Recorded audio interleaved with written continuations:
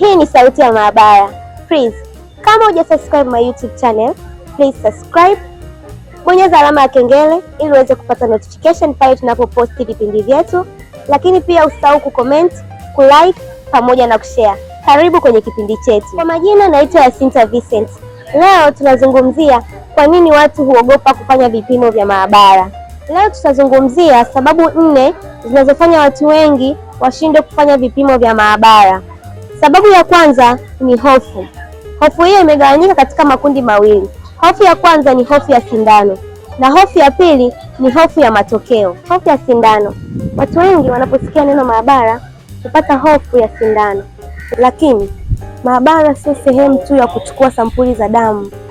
Kuna sampuli nyingi zinazochukuliwa kama mkojo, kinyesi na kadhalika, kulingana na ugonjwa unaotaka kupima. Hii haimaanishi kwamba wasipime, ila tunatakiwa tuwatengenezee mazingira ili waweze kupata huduma kwa usahihi.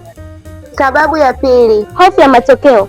Watu wengi huogopa kufanya vipimo vya maabara wakifikiri kwamba watakutwa na ugonjwa mbaya, lakini kutokujua hali yako hakubadilishi ukweli wa matokeo, na kujua mapema hali yako kunasaidia kupata ushauri wa matibabu sahihi kwa haraka na wakati sahihi.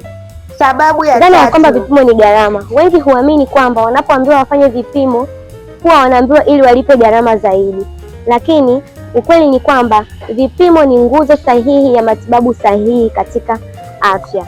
Sababu ya kujiamini kupita kiasi.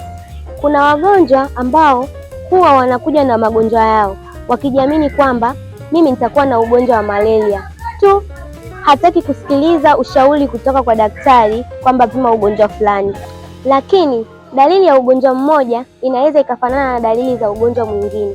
Hivyo kupima vipimo unavyoandikiwa ni muhimu kuliko kuna ugonjwa wako kichwani. Maabara sio adui wa mgonjwa.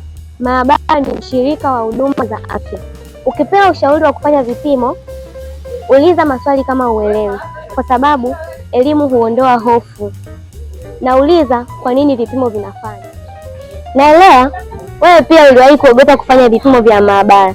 Hebu tueleze kwenye maoni, ni nini kilikufanya uogope na ni kwa nini? Ulikuwa na mimi Yasinta Vincent.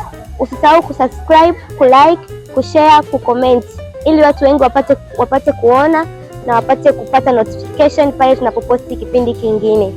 Na hii ni Sauti ya Maabara.